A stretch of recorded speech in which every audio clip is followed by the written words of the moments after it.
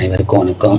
இந்த பதிவு யாருக்கு பார்த்தீங்கன்னா, தாவேகா கட்சி தலைவரும் தமிழ்நாடு முதலமைச்சர் விஜயமான அவர்களுக்கு தான் இந்த பதிவு.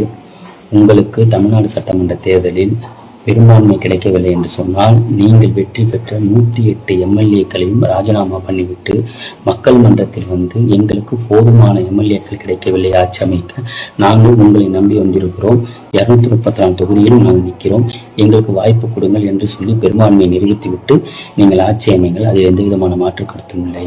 ஆனால் அனைத்து இந்திய அண்ணா திராவிட முன்னேற்ற கழகத்திற்கான 47 சட்டமன்ற உறுப்பினர்களை மக்கள் கொடுத்திருக்கிறார்கள்.